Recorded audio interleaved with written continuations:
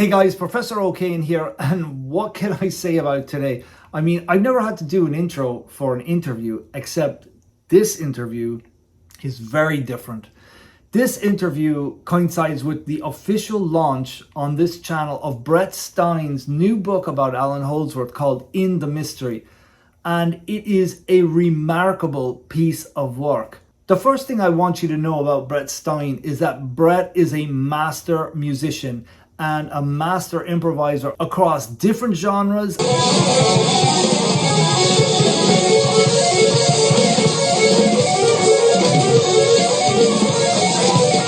and different instruments.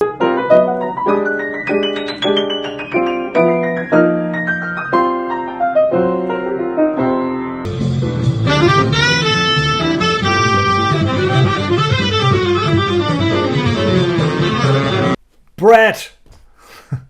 Professor! It's like we haven't done this 20 different times yet. Yeah. Man, I have been chomping at the bit to do this interview, and I'm so glad to have you here. You're very welcome. I really think this is a big moment in Holdsworthian history. But seriously, the work that you have done is beyond outstanding. And we're going to go face first into this. There's a lot of stuff to cover, and there's a lot of stuff I want all the viewers to check out. So the first thing I'm going to ask you is, when did you start figuring out Allan Holdsworth solos? And I figured out some lines here and there, probably, tried to back in the 90s or whatever, but I didn't really seriously start trying to until around 2011 or 12. Mm-hmm. And that's when I started trying to really, get the fingerings and all that sort of stuff.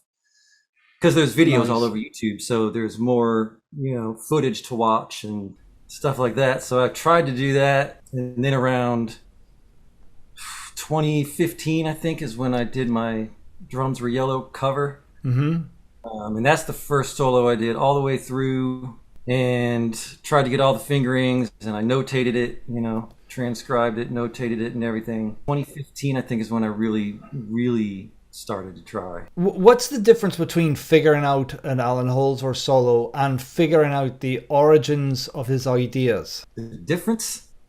Yeah, because we've seen all sorts of people now on YouTube who can play a number of Allan Holdsworth solos, and you can also hear them using those same licks in their own improvisations. But usually what you hear is, and it's kind of the reason why I steered away from it so many years ago, was that after you play the lick, you got nothing, and usually what you have doesn't sound anything like that lick, because it's like you are going back to conventional harmony and the conventional approach to soloing over changes. Well, for me, the whole point of this was to get the root of the thing, was to get to the harmony, right? To understand the harmony, understand how he was thinking about chords and scales.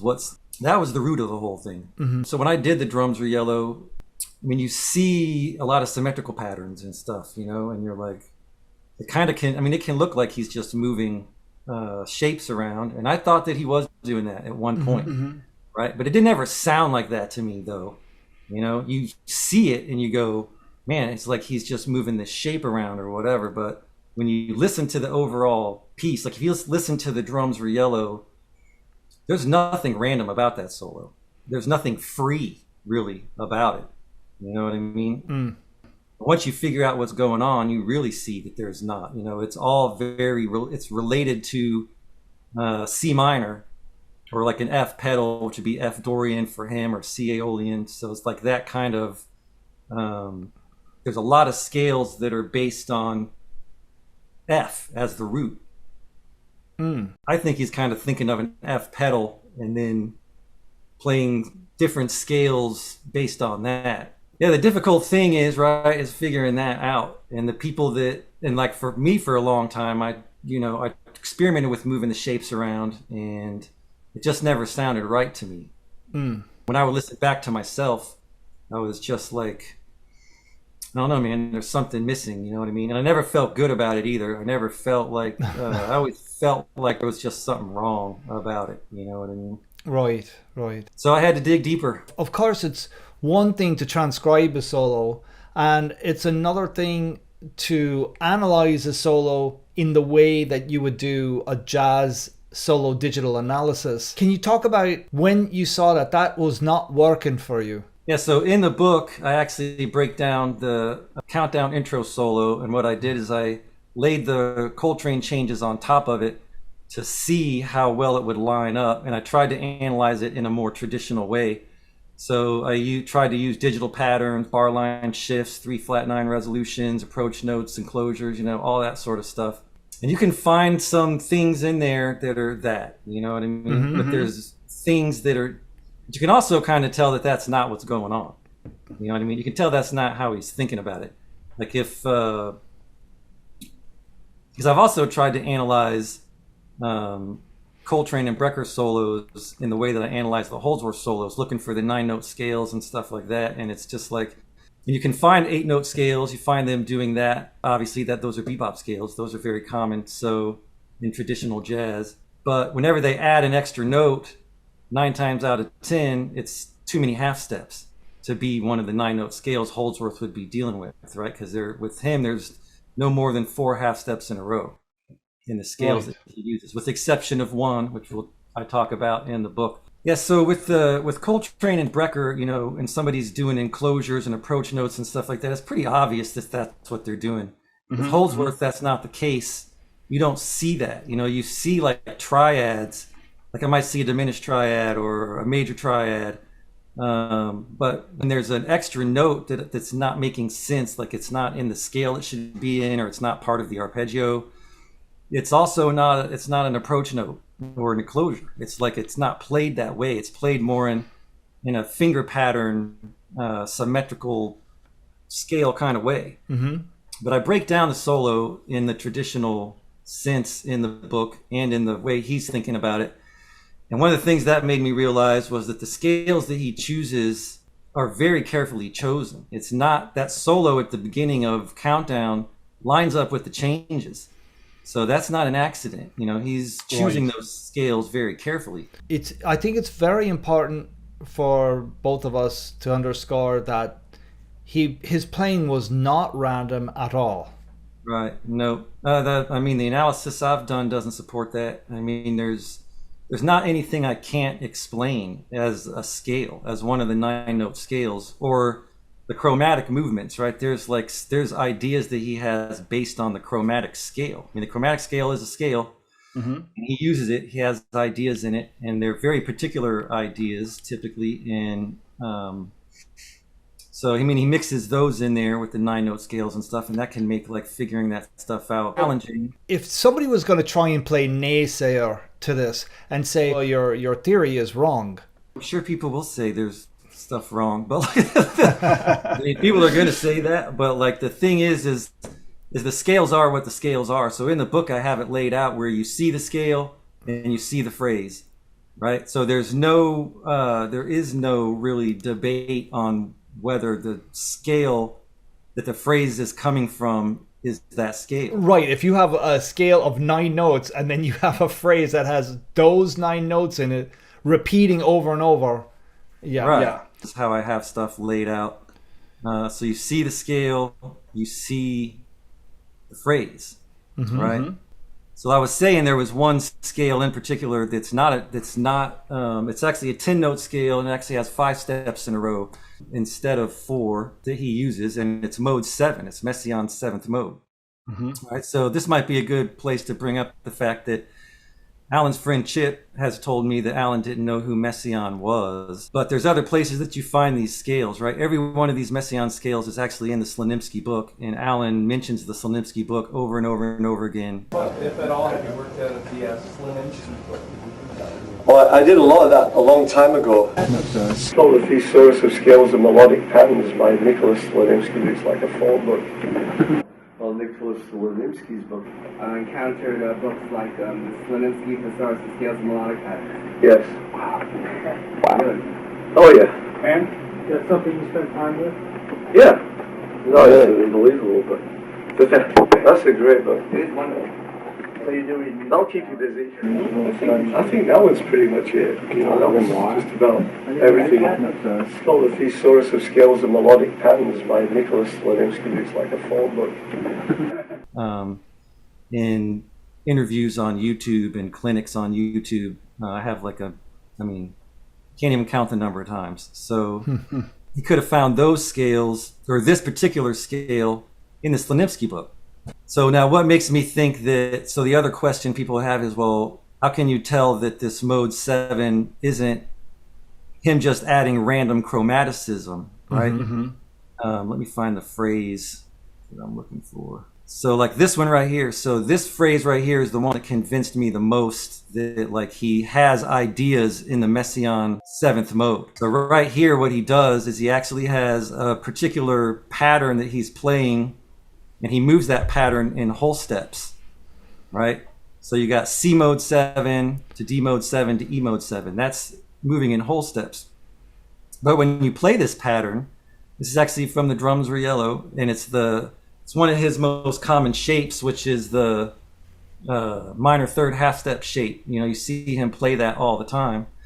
And when you play this, it almost looks like he's moving that shape in half steps. But when you break it down like this, you see that it's actually mode 7 moving in whole steps. I don't think that this happens by accident. And I've never been able to play anything like play a bunch of random stuff, which I've done in the past when I was just taking his fingerings. I even had students analyze transcriptions of things where I was just playing, like Thomas Dawson, who everybody should check out. He's a great player. He's got an album out right now. Killer player. Beyond. Yeah, he's insane. What I would do with him a lot of times is like I would send him transcriptions. Like I would just sit here and record myself or whatever, and I'd just play randomness. Then I'd transcribe it, write it out. I'd send it to him, and I'd say, hey, analyze this and see what you find. You know what I mean? And he never found mode 7 moving in whole steps. You know what I mean? So it's like you just don't find stuff like that happening by accident. If you get the book, I've got like, I don't know how many solos broken down. I've got like the Tokyo Dream completely broken down. I've got 16 Minutane, 0274, Texas, the Drums Were Yellow. Those are all 100%. The whole solos are broken down. And everything I've found in those solos is scales. It's the scales that he talks about in the video, the REH video, and in the REH, or in the accompanying book, Just for the Curious, other than the Messian scales. I remember you saying that a lot of people were complaining initially when the first REH video came out, and they're like, yeah, Allan didn't really teach us anything. And I think that there was a large contingency, myself included, like wanting for him to show us his technique. But when we saw that there was just a few scale diagrams and then him playing, we kind of felt cheated. But in fact, he actually did divulge quite a bit, didn't he? He did. I mean, he basically tells you everything that's going on. Tells you what he does, right? Talks about the scales. Those are the most usable scales. Some of these other scales are difficult to talk about. Talking about Messian modes and like, you know, how much chromaticism is built into those and trying to get people to understand those. I mean, that's a whole video in itself. Mm-hmm. He actually divulges a lot of information in that video, you know, because basically what he does is, so like if you look at Texas and 16 Minutane and 0274, the first choruses of those solos that he does almost 100% stick to the scales from his charts. Right? We have chart for 16 Minutane and for Tokyo Dream that were floating around on the internet. And if you look at his chord symbols that he has, and then when I analyzed that solo based on the chord symbols, he was sticking to those scales 100%. There were no approach notes, there were no enclosures, there were no added chromaticism whatsoever. He was just creating melodies and modulating through whatever the chord changes were. I want everybody to know that this is not a transcription book. It is a book that has transcriptions in it, but it has really so much more. And I don't want people to just like tune out and think that this is just another Allan Holdsworth transcription book. Yeah, no, it's not a transcription book. It's an analysis of the transcriptions harmonically, right? And how they relate to the harmony, how he's using the scales, right? So a common way that he uses mode 4 on minor chords is up a half step, right? So you go up a half step and you play mode 4, and that's not that difficult, to think about. It's not much different than a traditional jazz guy thinking melodic minor up a half step on an altered chord. So in effect, you have really decoded what's going on. So we could see, what to do over a minor 7 chord. That is something that Allan would have chosen. Yeah, so I can show you an example of mode 4. 16-minute right here. He plays 2 mode 4 lines in this solo, and both times chooses the same mode 4. It's the mode 4 up a half step from the root. So the chart says AX, which means A Dorian. He plays B flat mode 4. And here's the line. This is one of the lines. Here's the scale. Here's the line. It's every note of that scale. This is another one he does. Actually, descends straight down the scale right here. But what I did is I went and I took every mode 4, every transposition of mode 4. There's 6 transpositions, and the scale that he chose is the only one that has the A minor triad in it. Here's all the other ones, and I darkened the notes. I bold the notes that are part of that chord. So this scale only has a C in it. This scale only has A and C in it. This scale only has A and E in it. So the one he chose is the only one that has the entire triad in it.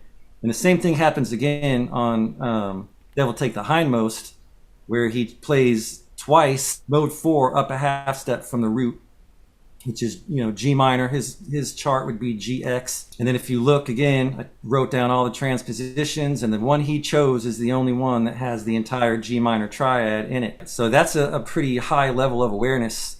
I don't think I can make that stuff happen by accident. This is a softball question here, but I'm going to do it anyways. Is the purpose of this book to get people to sound like Allan Holdsworth? Nope, that's not the purpose. I mean, that was never the purpose for me either.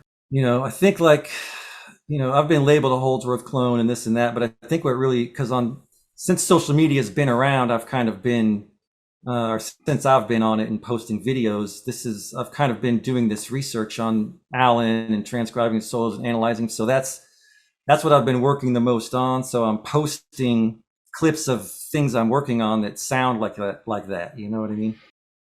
Me trying to see if the concepts that I'm coming up with, if I can duplicate sounding like him. You know what I mean? Right. That's not my ultimate goal. I mean, and what other people do with it is up to them. You know what I mean? I have, I have a lot of Messian etudes that I wrote when I was investigating those scales. And when you listen to those etudes, yes, there's a Holdsworth influence, but they don't sound like Holdsworth to me. And my other influences came out, my piano influences, right? McCoy Tyner and Chick Corea and Herbie Hancock and Richie Byrack, like all those guys kind of come out in the comping, especially on the etudes. I want to testify too that using a lot of the stuff that you availed to me has really transformed my playing. It's like you can just bypass cliches. I mean, you have to know what the cliches are, which is going to lead me to my next thing. But right. There's so much fresh material to be had here, and especially if I shouldn't even say especially, because if you do the drop note scales, which is just leaving a note out of the scale, with the major scale, you could open up so many new sounds. For those people who are looking to be able to play outside, using this material as a way to do it with an anchor, so to speak. Like you won't just be fluffing it, moving up a half step and then wondering how you're going to get back, or even superimposing something and getting lost. And these scales and the harmony within them has all of the chromaticism you could ever hope to play. Yeah, it's all in there, man. I mean, the stuff you've sent me, the little clips you've sent me sound great of this when you're using this, Thank you. You've picked it up quick and you're able to use it and sound unique. I don't hear you playing the cliches, and it's, kind of what this does, if you take this approach and you use these scales, you don't have that to fall back on. You don't have all this lines that you learned from Brecker or Garzone or whatever. Those are gone. You know what I mean? Because now you're using scales that they weren't using. That brings up the really, really important thing that you and I have talked about at least 25 times, and that is knowing how to improvise, knowing how to do, knowing how to play, dare I say, jazz. The importance of studying that vocabulary and understanding how to improvise, including the application of scales and arpeggios. Yeah, I definitely think like knowing the jazz language, at least for me, I mean, I went through that whole process, so I don't really know any other way, but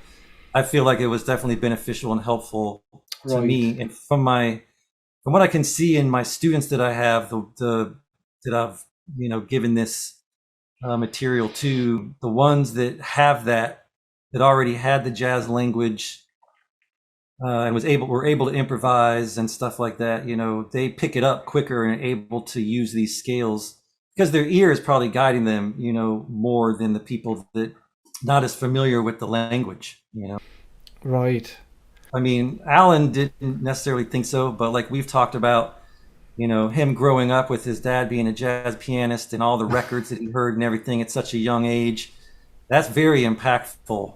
Whether he actually sat down and transcribed those solos or not really doesn't matter. I mean, at that age, right, you're around it all the time like that, man, it's just going to seep into your conscience. Your process, I really want to talk about that. How on earth did you do all of this stuff? Because it's easy for us to buy the book and see it already done and then say, oh yeah, I see how he did it. He took the scales and then that makes sense. But you didn't have a finished product. All you had were the recordings. How did you do it? Hey, it's all in the music, right? That's what, there's a quote by Coltrane actually that says it's all in, like somebody asked Coltrane how he does what he does or whatever, and like his answer was, it's all in the music, man. You know what I mean? It's all in there. I initially, like we talked about, tried to use the jazz language to explain some of it. It didn't really work out. I thought there were other things going on. There were times when I thought like, it seems like he might just be moving intervals in cycles of whole steps, like taking a minor third and moving it in whole steps or half steps or minor thirds or major thirds or whatever. But what I found out was later that those are all part of those 9-note scales, right? And whenever he plays, he connects scales together in such a way too, which I guess I could show in the Drums Were Yellow. He has a quote where he talks about trying to make ideas fall over each other, right? And how he practiced playing, trying to get from one place to another, meaning, through chord changes and stuff like that. He also talks about superimposition. He liked to superimpose things. And he talks about having 2 or 3 colors. So when he says a color, he thinks of these scales as like a color, which is very similar to Messian, actually, even though he didn't know who Messian was. They have a similar concept in it. Messian says that people call his modes scales, but they're not really scales, they're colors.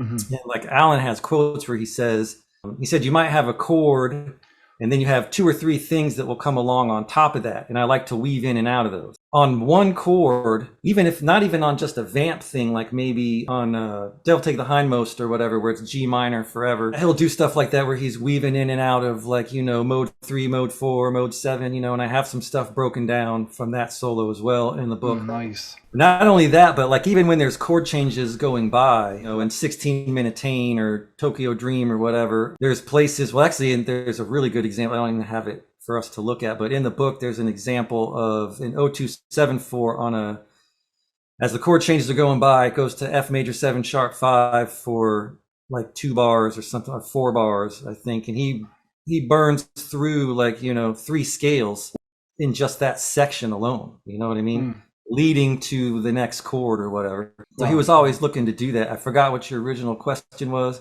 I've gone off on a tangent. That's okay. The process of how I figured it out. Is that what you were saying? Yeah. All right. So my God, I forgot I asked you that.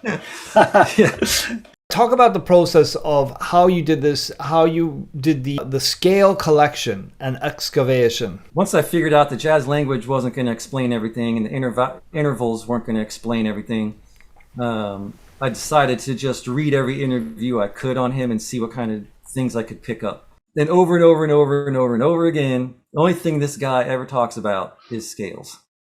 That's it. It talks about, 7-note scales, 8-note scales, scales that don't complete themselves in one octave, how all his chords and the way he thinks about chords are structures within the scale, and how he likes to see, he doesn't really think of chord progressions. He just thinks of one scale going to the next scale, going to the next scale. And that's kind of how he approaches things. On The Drums Were Yellow, when I initially did that cover of that solo, I didn't know what was going on. I figured it out and I could play it, and I could see triads in there, diminished triads, major triads or whatever, but I didn't know exactly what was going on. But I did find like mode 3, right? I'd be like, oh, hey, here's mode 3. Found that a bunch of times in there.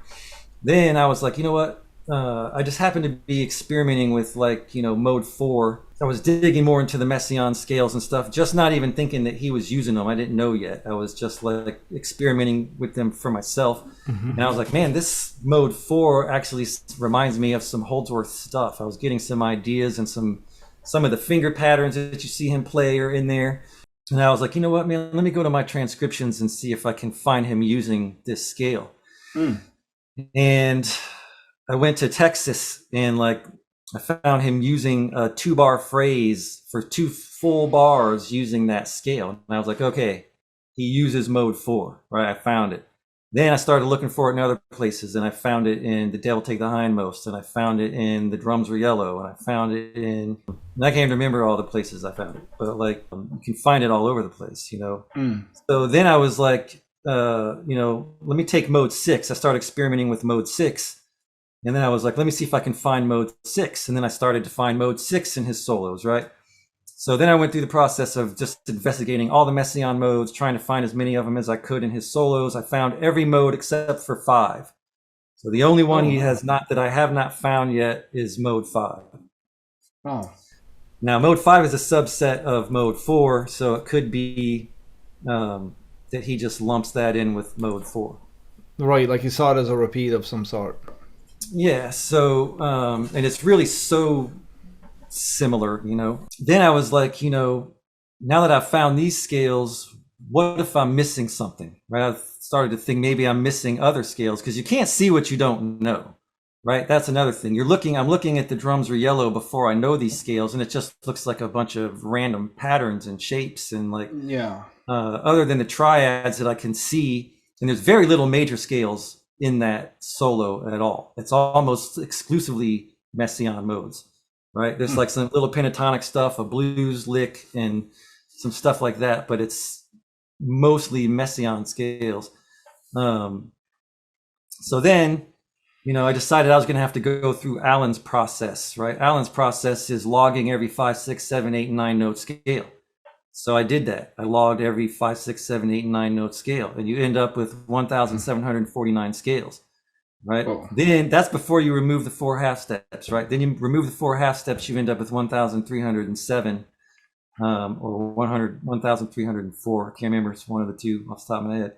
But then those scales aren't unique either, because there's modes of other scales in those scales, right? So like when you log the 7-note scales, because you keep the note C the same, right? You only end up with 7. You end up with, C Lydian, C Phrygian, C Mixolydian, but you don't end up with 5 of the major scales keys, because those particular keys don't have C in it. 7 of the major keys have a C, so those show up.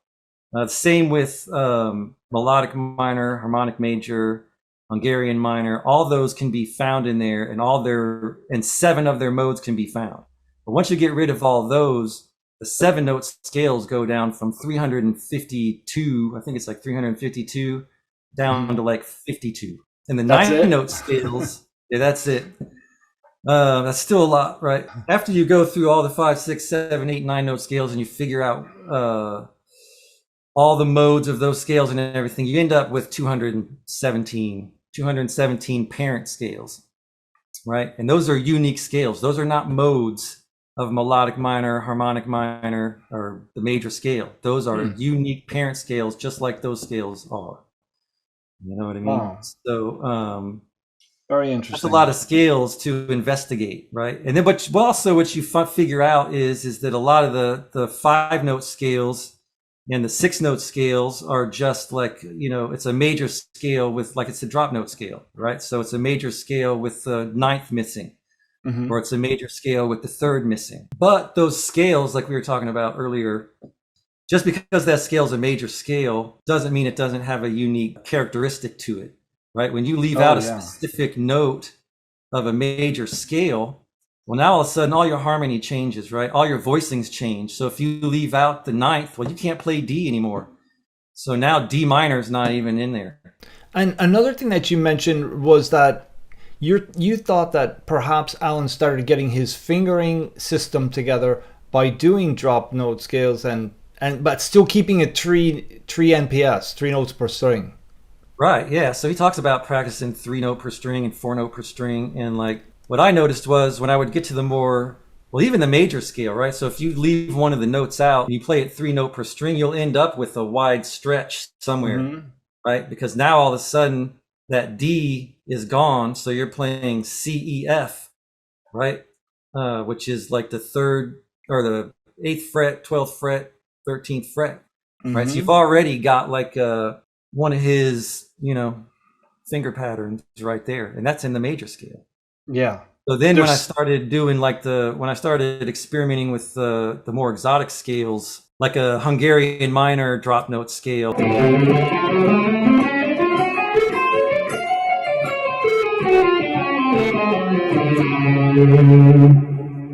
you start to see like how he might have discovered a lot of this stuff that all of us look at and go, how in the hell do you come up with that?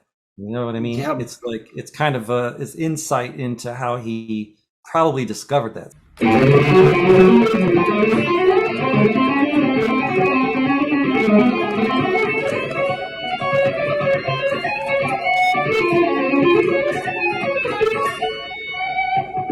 Yeah, it's fascinating. If you do the drop note scales with just the major scale, you're going to go into a whole new world of sounds. I mean, I don't know how else to explain it. It was very inspiring for me to do. Yeah, you've done kind of a lot with that in the last couple of weeks. And I've got a lot more notes to leave out. Some people would argue I should leave out all the notes I play in the solo. Yeah. Yeah, man. But I mean, that's the process, right? Incredible. And then after I had the scales, right, I had to find them in his solos. So kind of the way I did that was I would basically take like the phrases that you saw in like the drums were yellow when I was showing that a minute ago or whatever. And I would write every note out on my phone, right? I'd just be like, C, D flat, F, G flat, whatever. And I write them all down. I got like freaking 25 notes. And I go through and I delete any note that's a duplicate note until I'm left with somewhere around 9 or 10 notes. You know what I mean? And then it's just a matter of figuring out which scale that is exactly, And the more I did this, man, the more I started just being able to see stuff. Just looking at notation now, I can look at a Brecker solo and I can look at a Coltrane solo and I can see scale. I can see, oh, there's a bebop scale. Oh, there's, you know what I mean? Here's this scale, here's that scale. And I can look at Allan's solos and I can be like, oh, hey, here's Messian's 3rd mode, here's 4th mode, you know what I mean? Here's the jazz major, add flat 3, flat 6. You just start to be able to see it. You should be able to see into the future with all these scales that you've seen. Right? So we've talked a lot about single note stuff, and we all know that Allan had incredible chords and concept of harmony. So where does all this leave us in terms of the harmony that he used?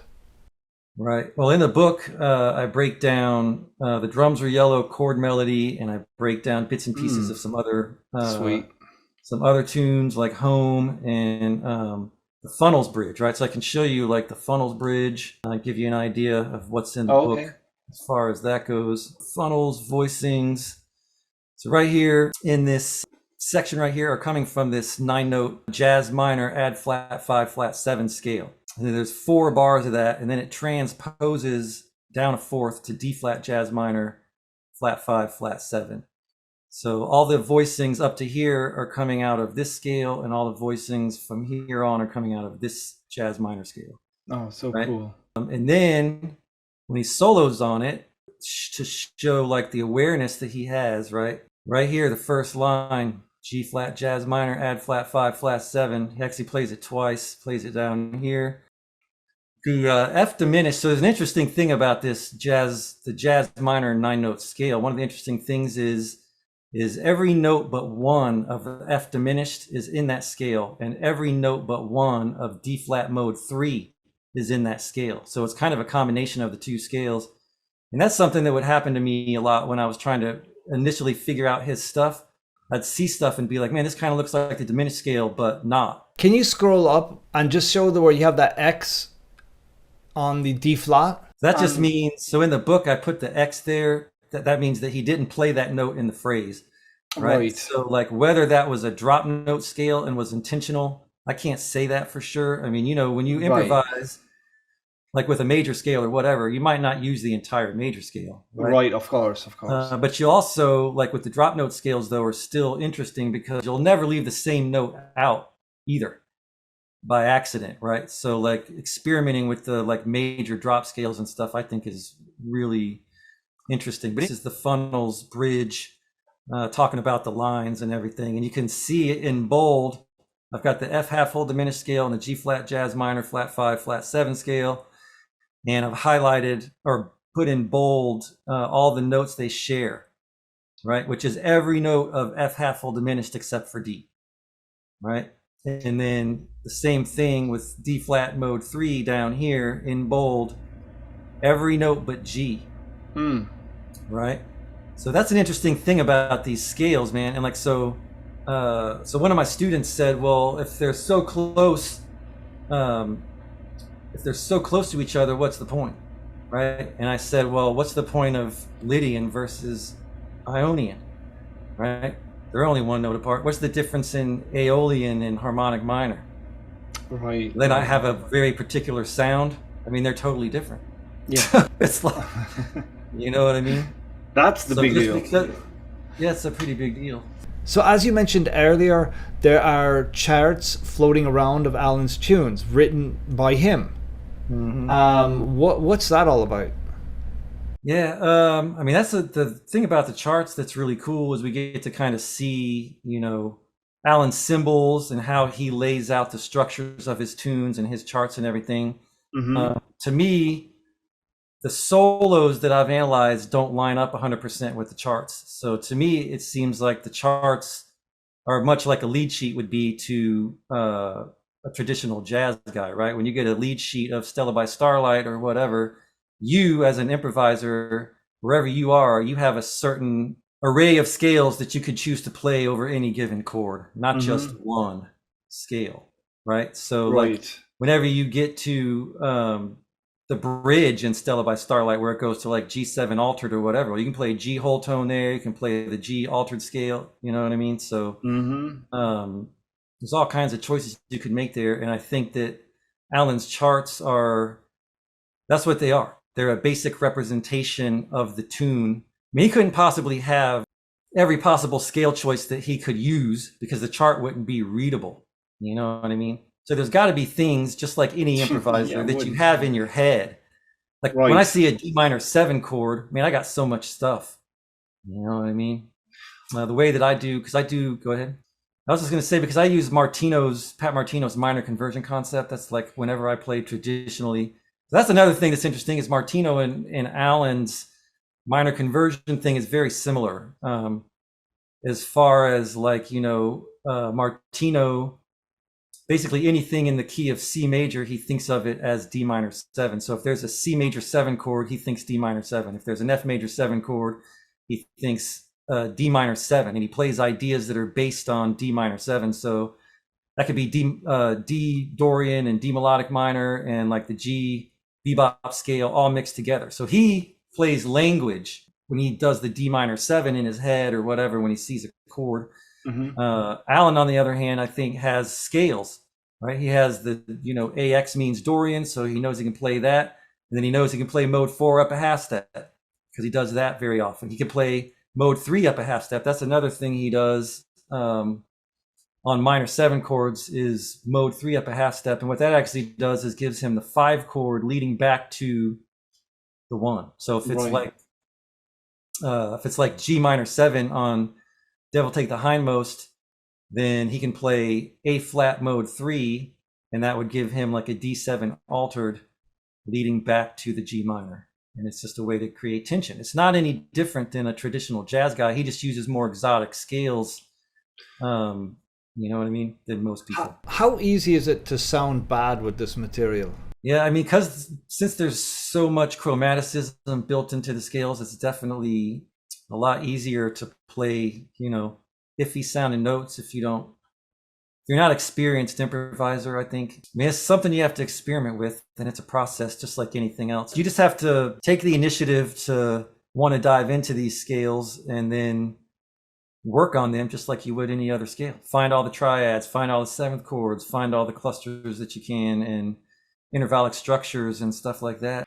It's in the shed. You got to get in the shed and, you know, do the work. I just think that this is so important for improvisers, for people who are Holdsworth fans, and my hope is that this video will allow people to not only be availed to this information, but support all of the hard, tedious, arduous, I don't even know what other adjectives I could use. I mean, you did a lot of work, and it is just amazing. It's amazing. I think a lot of people are going to benefit from this, and I'm honored that you allowed me to help you unveil this monumental piece of work. And I know that you have other things brewing, and there's going to be courses and new material, and this is just the beginning, and I'm so honored to be a part of this. Thank you so much.